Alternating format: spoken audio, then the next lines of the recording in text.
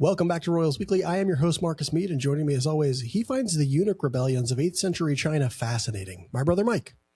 Yeah, as a historian, which I am, of course. Which he is.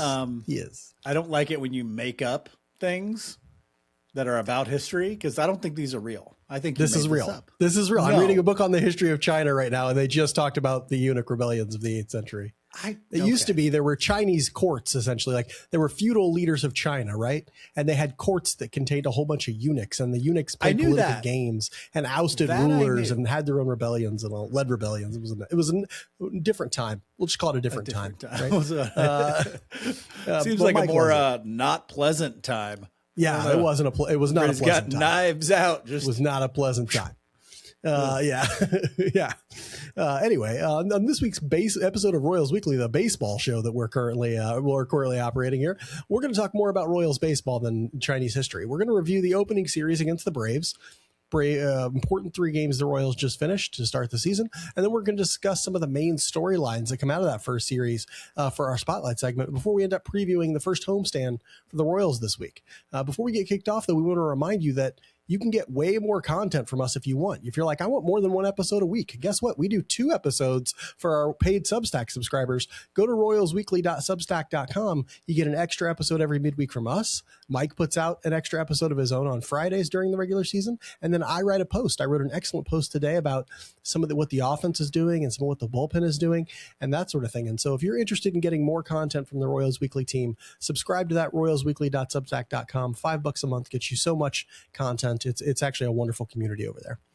Also, make sure to rate and review us on all the different podcast platforms, Spotify, Apple Podcast, or on YouTube. Leave a comment on YouTube, rate us, leave an Apple Podcast review. We'll read it here on the episode.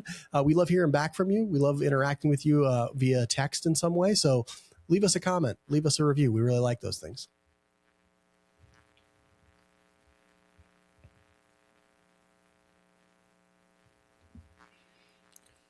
We'll start the review of last week with roster news. There wasn't that much of it, but there was one bit of injury news I think we haven't covered yet that we kind of need to, but it won't be too big of a deal. And that's that Michael Massey ended up starting the season on the 10-day IL with the left calf strain that he got during spring training. Not a huge surprise.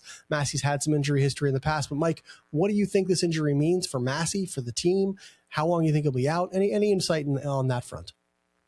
Yeah, we kind of saw this coming. It's not a great thing for a player who we know already has some recurring injury issues with the back, and so don't love to see it, but 10-day IL better than 60. So that's a good thing. It'll be interesting to see when he comes back, what level of playing time they're giving him at second base. He's a defensive improvement over India. India didn't exactly show out in this first series, but it's only, I think he's had 7 at-bats so far, so we'll see moving forward. Theoretically, if you're going to straight up platoon him, Massey would get more opportunities. And I think Massey's offensive profile is a little bit better if he's taken a step forward with the approach. So I would like to see him in there quite a bit, but he's got to get healthy with the calf. He's got to be able to move around at second base for him to keep that defensive value. Right, and run on the bases. I think one of the things that I read somewhere indicated that his issue right now is sprinting at full speed. It's probably from Ann Rogers because she's typically the one who reports these things. He's having trouble running at full speed, and that's when his ankle his calf starts acting up. So, obviously it takes a few time. It wouldn't shock me if he comes back during this homestand because the IL was retroactive to a while ago. He's been down with this for a while, and he's hitting in the cage and everything. So it wouldn't be surprising to me if he comes back during this homestand, Tyler Tolbert goes down. But yeah, it is a big question. Like, how much is he going to play anyway when he comes back? Like, may not be that often if they're not like super confident of him against lefties. I think he'll have to prove himself a little bit with the bat, considering how bad of an offensive season he had last year before they're willing to start letting him have some more playing time. Plus, they're always going to have to be skeptical of like, if we play him too often, is he going to get hurt? Because the dude has an injury history. There's just no denying it at that point. So it'll be interesting. Hope he feels okay. Hope he gets to feeling better quickly. That would be good for the Royals. On the field last week, the Royals did not perform up to wonderful levels. They went 1-2, bringing their overall record to Mike. 1-2. 1-2. Very good. Very good. The Royals took an opening series loss to the Braves. It was very disappointing, a touch disappointing at the very least. They dropped the first game 6-0. Chris Sale was good. Cole Reagans wasn't. That was basically the story of that game. But they then blew a 2-run lead in the ninth of game 2, and that hurt a lot. They did manage to salvage a win. Blew it in spectacular fashion. Yeah, it wasn't just like kind of blew it. It blew it in a way that like fireworks should have started. They probably did. I stopped watching the second that ball got hit because he made contact with the. Yep, I'm like, this game's over. 91 right down the heart of the plate. Click. Yeah, but they did manage to salvage that win in game 3 on the back of a great outing from Seth Lugo. Mike, how did you feel about what happened out there for that entire series? Well, you mentioned it. Touch disappointing is the big kind of way of putting it.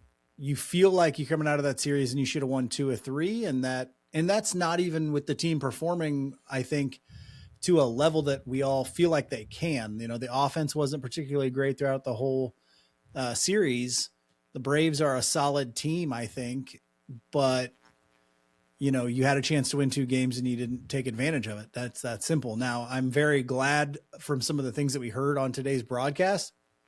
The Royals weren't kicking this around. I mean, they weren't hiding it. They were like, we're not probably putting Estévez back out there in a situation like that until he shows something different than what we've seen all spring and WBC long, which is that he has a huge dip in velocity. So I think it's good. I think I read something from Rainey Jazarely where he said, you know, that outing was on Estévez. If it happens again, it's on Quatrero. Yeah. Because you have the option not to put him out there, and you knew this was coming. You knew it was coming. And I loved how they even mentioned they said, yeah, we talked to JJ Piccolo, and he said, yeah, we thought the WBC was going to be part of his ramping up plan. That's an insane thing to say. Especially when that is out of your control, essentially. Yes, completely you can call up the team and say, hey, we'd love our guy to pitch more. But if he's a bullpen arm and the situation doesn't dictate him throwing, or he's a bullpen arm and he's throwing 89. They're not going to be like, we're psyched to put in Estévez. He'll throw 89 against the Dominican Republic. Come on, get with it. Get with it. You know, they want to win too, right? Like, and so you can't control that. That was the most ridiculous thing I'd ever heard. And I said something about it on Twitter today. I was like, if you think that, you need your brain examined. I'm guessing he's just saying that because he needs a narrative. He needs something to say. But JJ is usually a pretty straight shooter, you know, comparatively. And that was just ridiculous in my mind. Yeah. Well, if the guy's decided he's playing in the WBC, then I think you have to include that as part of his plan for ramping up. You just have to. It takes too long, right? You're not going to hold him out for the beginning of the season. So when you get him, but you're not going to plan on holding him out so you can ramp him up when he gets back from the WBC. But I agree. This is why teams, I know they all play nice and they say, yeah, we like it. It's fun. It's good for baseball. Teams do not like sending their guys there. They don't like doing it. Okay. And I completely understand why. I do as well. It makes very little sense from a team's perspective to be like, yeah, we're going to utilize that. That's just, I'm sorry. That makes no sense whatsoever. I was a little bummed after the series. Obviously I wanted 2 out of 3 as well. But like you said, they didn't play particularly well, so I don't know that they earned 2 out of 3, honestly. They just had it right there in their hands, and it was taken away from them. They looked frighteningly similar to 2025 in my mind, especially offensively, and we'll talk more about this later. But just a lot of bad swing decisions, a lot of guys way too aggressive, too antsy, especially with guys on base. Like Bobby Witt Jr. had a guy on first and third today, swung at the first pitch. It was at the very top of the zone, far inside, swings at it anyway, hits a harmless pop-up, that sort of stuff. A lot of that sort of stuff hitting in situations where they're just not making good swing decisions with guys on base. I didn't like to see that. So yeah, that was a little disappointing to some degree, but there were positive aspects we'll talk about too. Mike, we had some strong performers. Certainly some guys played okay in that opening series. Who was your strong performer for the week? Well, I decided to leave you the easiest one. You're welcome, because I did want to talk about this guy as a positive and as something that I liked what I saw. Maikel Garcia, maybe not on the surface a great series for him because he only had 2 hits and 10 at bats, but he was on base 5 times because of 3 walks.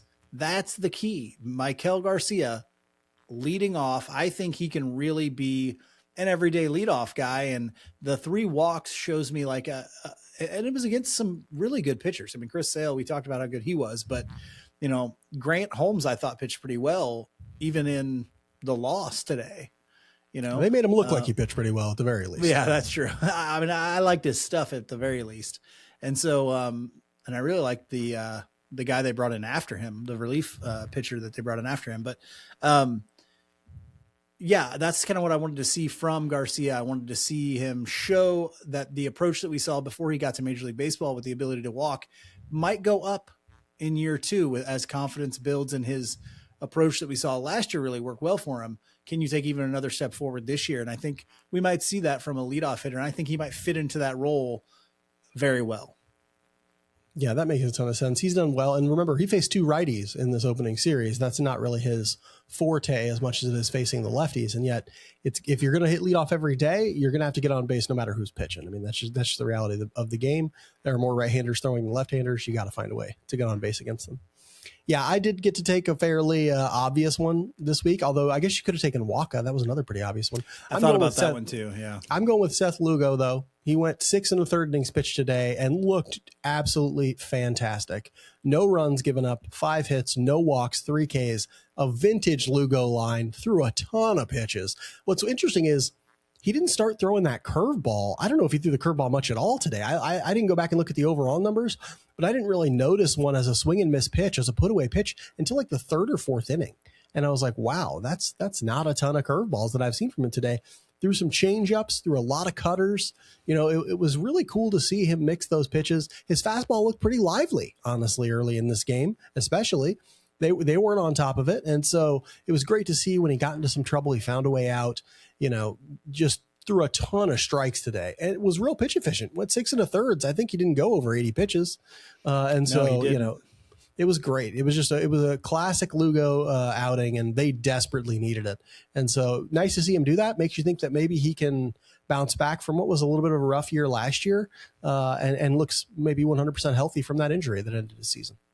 Just to give you the numbers on it, he did throw the curveball 13 times, which is the second most amount of pitches. Threw the 4-seam fastball the most, which we'll talk about a little bit more later. That was the effectiveness of that pitch was a little surprising to me, but this is how much he mixed it up. He threw 1, 2, 3, 4, 5, 6, 7, 8, 9 pitches recorded by Baseball Savant, and didn't throw any one of them over 18% of the time. Threw 6 of them more than 10% of the time. That is crazy. It is insane. That's insane. Crazy. There are people looking at that, like there are real pitching baseball nerds looking at that tonight too, being like, what the hell is that? Like, it's wonderful. I love it. Mike, some people didn't put up their best effort this last week. One of them is a pitcher you're going to talk about right now. Who's your week performer for last week? Had to go with Cole Reagans because we got to talk about our ace not looking so ace-like. We talked about how he struggled during the spring, and both of the times we really talked about him struggling, it was he is not commanding his secondary pitches at all. Well, this week, when he wasn't commanding those secondary pitches, they left the yard. He went 4 innings pitched, 6 hits, 4 earned runs, all off of 3 home runs, basically. Now, part of that was the 4 walks that he issued, and he did get 5 strikeouts. And I thought the fastball actually looked pretty good. But the breaking pitches, and he could not locate the changeup at all. It's a great pitch, but guys, a changeup's still a changeup. You know what a changeup is, Mark? A changeup? It's a slow fastball. That's what it is. It's a slow fastball that when you hang in the upper half of the zone, major league hitters are going to put it out. Kind of looks like a slow sinker. Yeah, it's not. It's a good pitch for him when he can locate it down and away to righties, especially. But man, he was just those secondaries, especially the changeup. The location on him was pretty fat for some of those Braves hitters. Yeah, and a fat changeup when your bat is sped up to hit 95 miles an hour from Cole Reagans, that gets out to the pull side real quickly, right? Like I think that was that Ozzie Albies homer that he had off of him. That was that exact story. Maybe it was the righty that pulled him. I can't remember. Or no, Albies is a righty because he's a switch hitter, isn't he? I don't know. I can't remember. But one of the guys yanked it because of that. You were like, oh, he's way out in front. Nope. Clubbed it up there and see ya. Mm-hmm. Damn it. Yeah. Yeah. It was tough. That's the double edge of a good changeup. If you can't locate it, it's going to be bad. Yeah. Hopefully he gets a chance to bounce back here against the Brewers. No, he'll be the last game of the Twins. So hopefully he gets a chance to bounce back. My week performer for last week is going to be one Isaac Collins. We talked about him struggling quite a bit through spring training. Did not get any better as the season kicked off. He got 2 starts in this Brave series, went 0 for 6, 2 strikeouts, 1 walk. Wasn't great. And I believe, am I not mistaken, got on base 1 time. I think he might have gotten then thrown out at second, right? Like caught stealing, if I'm not mistaken. And so, yeah, just really wasn't a great opening series for Isaac Collins.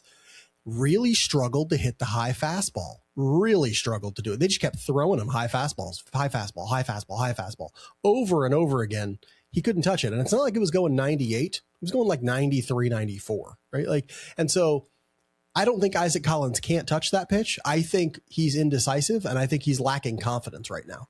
And so hopefully he can sort of start feeling better about what he's doing. I don't know that the Royals can play him a ton until he does, because they have Lane Thomas as an option. He hasn't been super productive, but some of his plate appearances have looked pretty good out there. And so they have other options, Marte being another one. We'll see if they're willing to put Collins in a bunch if he's still struggling this much. It was a disappointing week slightly, but Mike, we still come up with themes even in disappointing weeks. What do you got for a theme this week? I went with a pretty simple one, and one you hear quite a bit because it can be easy to dwell on losing game 2 there in a series where you felt like you should have won the series. From the great TV show Ted Lasso, just be a goldfish, man. Forget about it. Move on to the next one. You got opportunities to win this week. I think we're going to talk about the offense and some things that they can do, but be a goldfish. The best thing you can do is put those behind you because you're not changing what happened in Atlanta.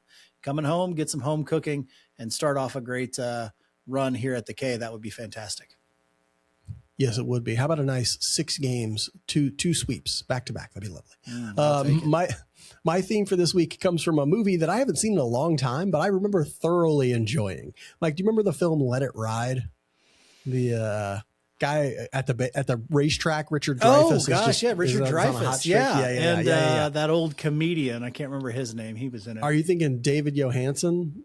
He's the guy who plays Looney in it. But anyway, is he the dude with this real gravelly voice? Yeah. Drives the cab in the movie Scrooged. Yeah. Anyway, if you don't know the story, Richard Dreyfuss' characters is like having a hot streak at the racetrack. And he keeps just letting it ride. Whatever he wins, he keeps just saying, let it ride, and puts it on the next horse, right? He ends up amassing a huge amount of money, but he just keeps doing it. And he's coming down for the final race of the day, and everyone in the racetrack is like watching him, right? And his best friend who's there with him, he won't say what he did, whether or not he let it ride or if he's just taking his money, he's going to go. And he comes down and he whispers to his best friend. His best friend turns to the crowd and just goes, he pissed it all away. And everybody knows he's now bet it. I'll let it ride again on the next horse, right? Like, and so I thought about this in relation to the Carlos Estévez outing, obviously, right? Like, I think to myself, oh, okay, he pissed it all away. That's kind of what Estévez did in game 2 there. So Mike's like, hey, be a goldfish, forget that. I agree with that advice. Mark's like, dwell on it. Remember dwell this. On the past. Let it dwell fuel on the you. Past. Yeah, no, I'm like, let it go, but he did piss it all away.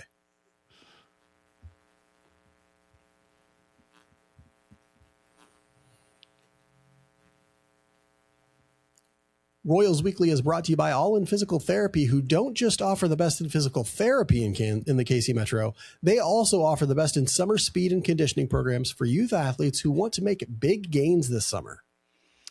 I found that sitting in front of the TV eating Twinkies and Ho-Hos all summer never adequately prepared me for fall athletics. If your child is interested in getting the most out of their athleticism, check out videos of All In's summer speed and conditioning program on their Instagram feed. They post them all the time. And of course, All In always offers the best in physical therapy for post-surgery or athletic injury patients. They offer a personalized one-on-one experience to meet your specific therapy goals. I need some attention on my shoulder over here. I think I accidentally slept on a bag of Cheetos. So they were good though. So, worth it.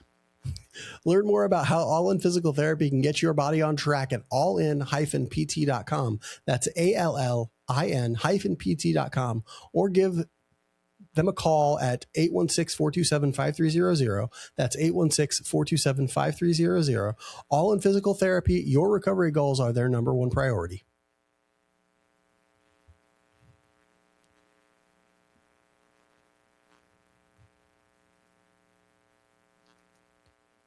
we've only seen 3 games from the Royals, and yet there are already so many storylines to discuss. The offense, the bullpen, Lugo and Waka looking great. So I thought we'd take a grab bag of these topics that dominated the first 3 games and discuss those. Mike, let's start with the bullpen. Carlos Estévez blew game 2 for the Royals, essentially realizing many of the worries that we had about him. His velocity was way down. He couldn't locate a secondary pitch. And now it seems clear, based on the comments of Matt Cotero, that the Royals won't be putting him in high leverage situations anymore. Mike, how should the Royals adjust their bullpen with this Estévez situation? Yeah, I think it's a little premature to say they won't be putting him in high leverage situations anymore. I think they're waiting for too. I think, for the foreseeable future, right? Yeah, their hope and our hope is that over the next week or 2, he's able to ramp up to a point where he's the Carlos Estévez of last year. And they brought it up. I can't remember what game it was, but just that as a player ages, and I think they mentioned that Jeff Montgomery said this, that as a pitcher, as he aged, it took him longer to prepare than just the spring. And so he'd have to start working before the spring. And then, kind of the runway had to be longer to ramp up his arm to gain the velocity back that he'd had from the previous season. I don't know if that's what's happening for Carlos Estévez. I don't know if it's something else, but we saw the WBC not help him. We talked about that. If anything, it might have hurt him. In fact, it hurt him. It hurt him. It was a waste of his time is what it was. And then, I understand why Q put him out there, because you're thinking, well, maybe he gets by on grit and spit, and, he leads with some breaking stuff instead of the fastball, which he's leaned on forever. But, it's very obvious that can no longer take place. So what do we do in the near term? Basically what you saw today. Ursic slides back, takes the 9th, and then you take care of the 8th with a combination of Schreiber and Strom based on whoever's going to be up that inning, who you like the matchup the best with. That's really what you do. The good news is, if need be, you can go to a place where you send somebody down and bring up an arm that maybe has the potential to take the 8th inning if needed. If he ends up, this is injury related or something like that. The problem is you wanted to be through these big stretches of games before you could do something like, I don't know, cut a Bailey Falter. But Falter honestly looked okay, I thought, in the first game of the season when Reagans had to go out early. He kind of came in to do what you expected him to do. Now, I think he gave up a run or 2, but, he's Bailey Falter, and I think he gave you 3 innings, and that's what you needed him to do at that time. So, yeah, it's a tough one for the long term. You need him to ramp up. If the worst question is, what happens if this isn't just a blip? Yeah, because what happens if it isn't a blip and he just needs a ramp up time? What if that's not the case? I think that at the very least, we can ask ourselves, like, what if it's not a blip, as in this is just the new Carlos Estévez? I don't think we can assume that that's not the case.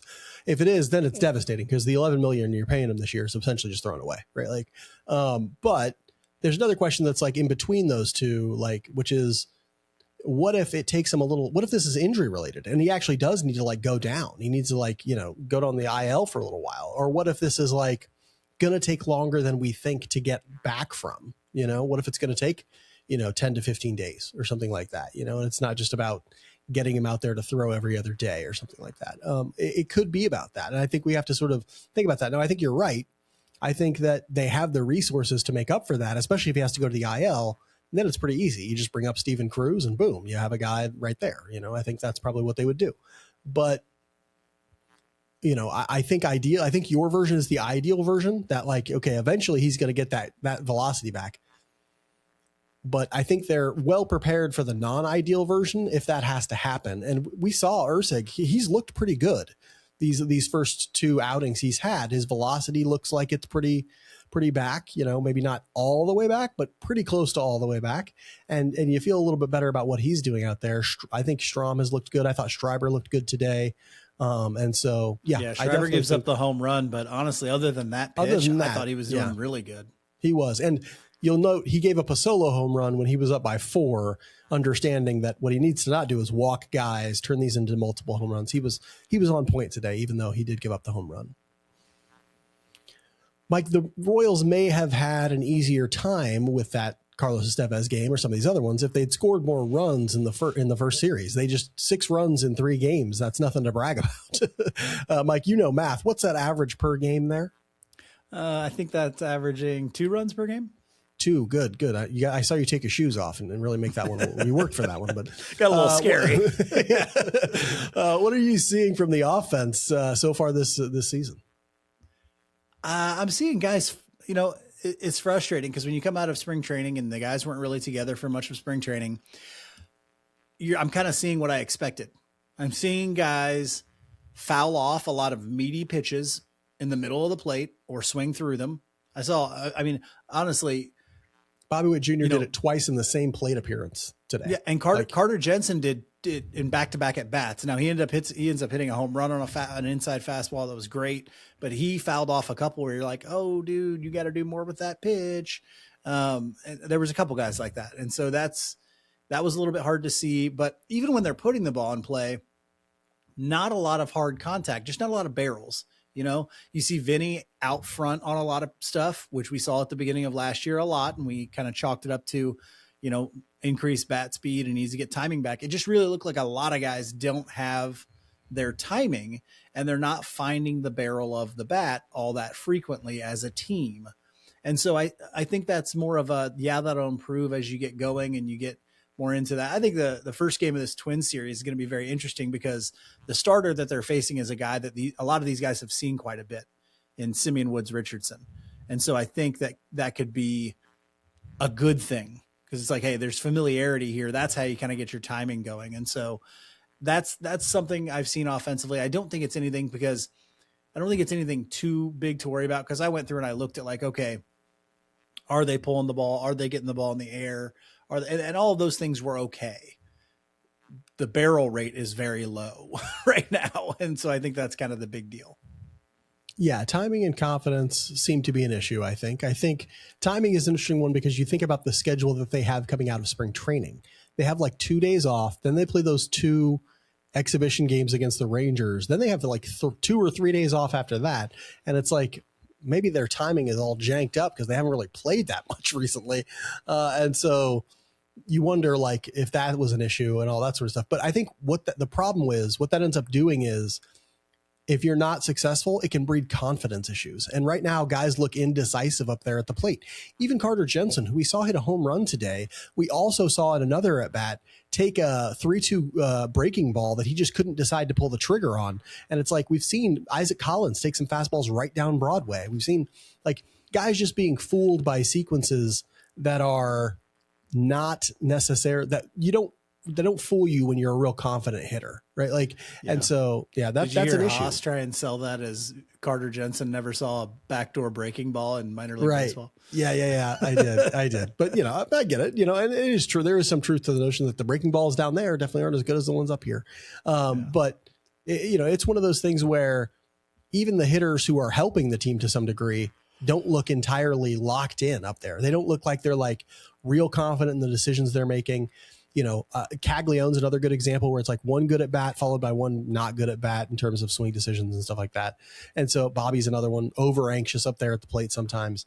And so, offensively, it's a little bit psychological at this point. And some of that is just, they're not in a groove. They haven't played that much in the last 2 weeks, and none of them seem to be in a groove at all.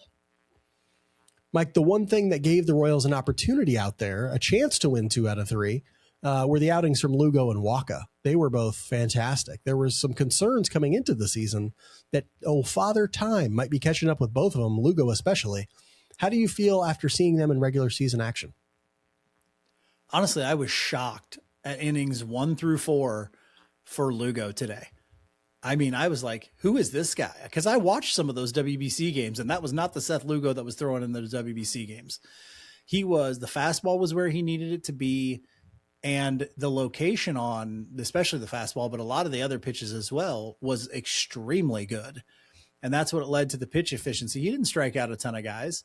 Although I'm watching the game and I'm looking down, I'm going, man, he's only got 2 strikeouts. It feels way more than that because he was just, the tempo was so good and the pitch ability was so good. Now, I thought that started to wane in like the 5th.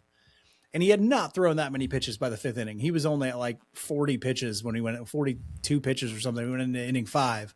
And then it's in, so I thought, wow, when they took him back out there for the 6th, I was like, whoa, I know his pitches are low, but he doesn't look quite as sharp as he did in those first few innings, gets through it, and then goes back out there for the 7th. And I'm like, holy shit. They let him take a hit and get an out in the 7th, and then they pulled him. But I honestly, I thought I had put here, he looked like a young man of 32 again.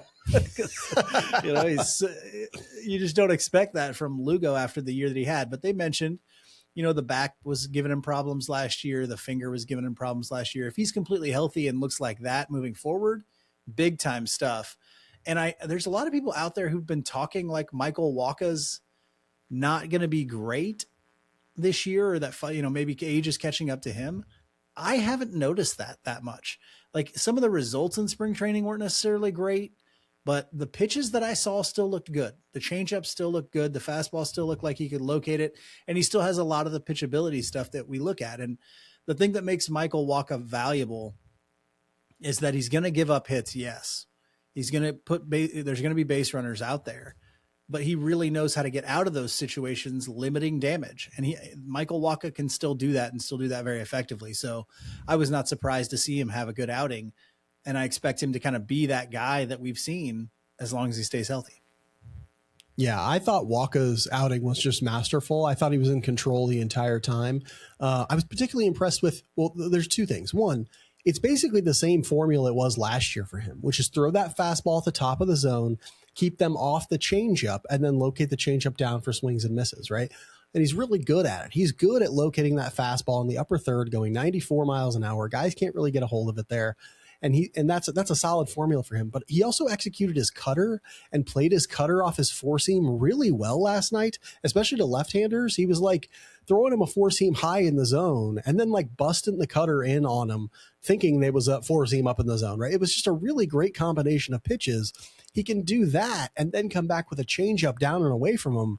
That's a really tough combination when a lot of lineups are going to try and load their lineup with left-handers facing Wacha, which has always been kind of stupid in my mind, given how good his changeup is. Like, why not load it with right-handers? And I'd rather see his slider and his curveball and stuff like that.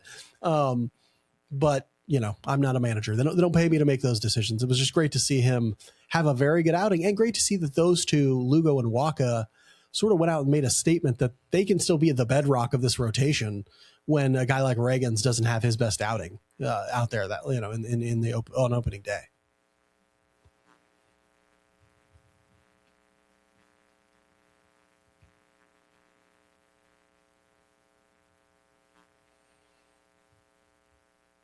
Royals Weekly is brought to you by Eric Oxer of West USA Realty. Word spreading around the hottest realtor in the Phoenix area. This kid's got the know-how. He's got the drive. He's got the thoughtful care to help you secure your dream retirement home. And let's face it, Phoenix is a dream. Sun, golf, baseball.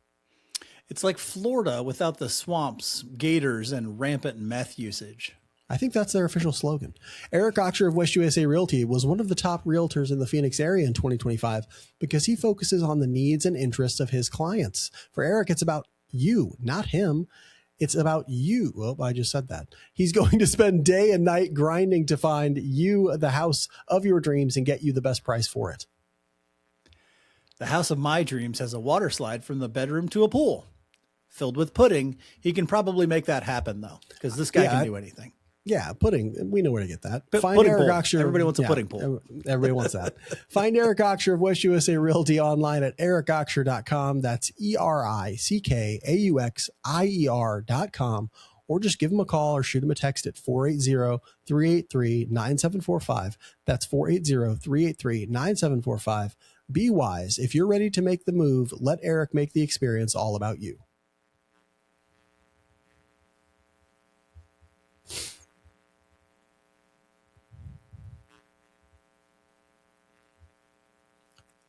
The Royals kick off their first homestand of the season this week with their home opener Monday, followed by a day off for whatever reason. We got to have days off after every home opener. And then the rest of their 3-game series against the Twins. Isn't that weird? That feels so weird to me. Like, do you think there's like a secret reason? It's because they have rainouts. They're like, they want to be able to get people like their, in the next day if they get a rainout. But it's weird, and I don't like it typically. They didn't do it in Atlanta, you'll notice, because that game got pushed one day. And so anyway, first they're going to face the Twins 3 series, and then they're going to follow it up with a 3-gamer against the Brewers at home. We'll have some decent weather this week. Actually, it's going to rain in the second half. But it might be a great time to get out to the ballpark. Mike, tell us about that Twins series. Tell us what we got coming to town.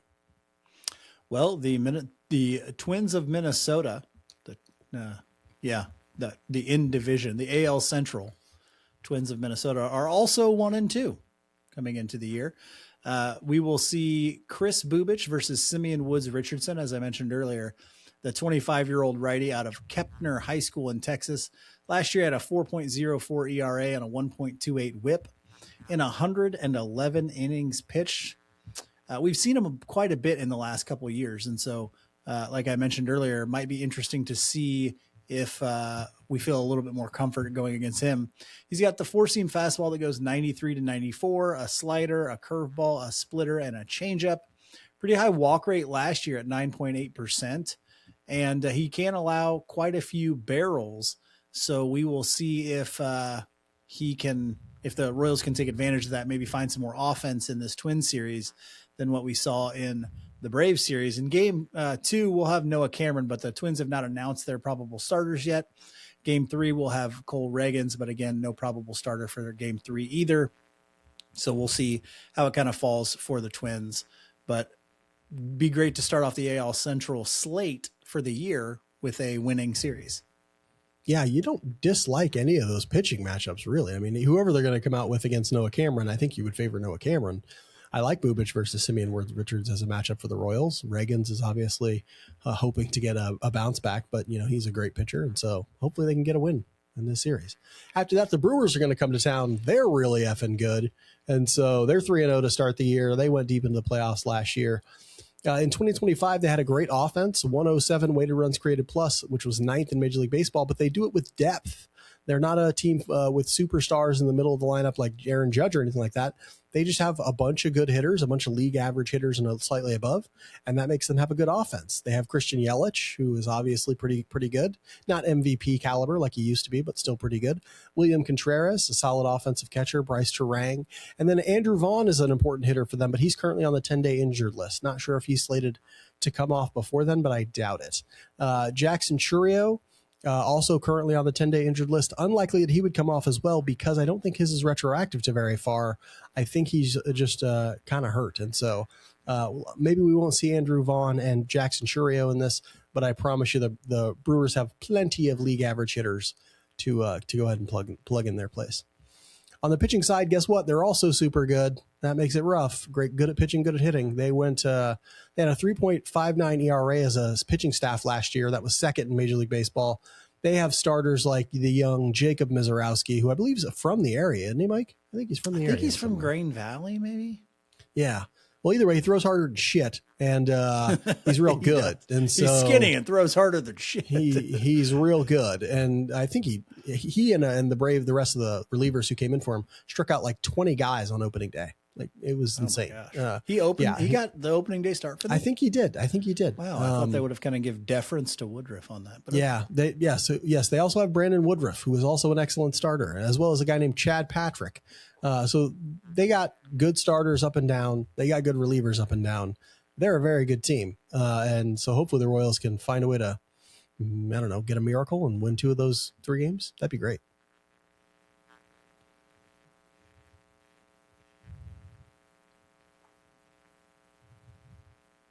Mike, what household chores do you refuse to do? That would be window cleaning, pressure washing, and most importantly, gutter cleaning, because I like my gutters filthy. Okay. Why do you refuse to do those other ones? Mostly I'm too busy collecting and painting figurines of miniature farm animals. Yeah, he does it while wearing bib overalls. That's his thing. If you're wise like Mike, reach out to the professionals at Window Wolf for all your window cleaning, gutter cleaning, and pressure washing needs. Window Wolf is a locally operated small business with all the professional know-how to keep your feet on the ground and your house or business shining bright. I've known the owner of Window Wolf for years, and I can tell you there's no one more reliable for high-quality service. Plus, Window Wolf is revolutionizing home maintenance with their new instant price calculator, which gives you a free quote without the home visit or the entering a bunch of your personal information or anything like that. Window Wolf is making the process easy and the price affordable. And for a limited time only, you can get 50% off when you book using their instant price calculator. Just go to windowwolf.com. That's windowwolf.com and use the code Royals50. That's Royals50, no spaces, when using the instant price calculator and save big bucks on quality service. 50% off sounds like a dream. Like that time I saw George Brett eating crab legs in Vegas. Well, I remember that worked that out dream. For everybody. Uh-huh. Be smart. Let the pack handle your pains with Window Wolf.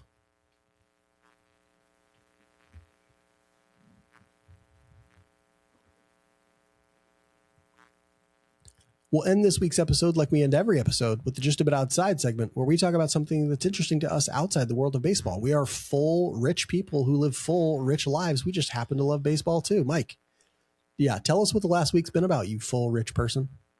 Okay, I want to clarify, not rich as in wealthy. No, we don't have any money.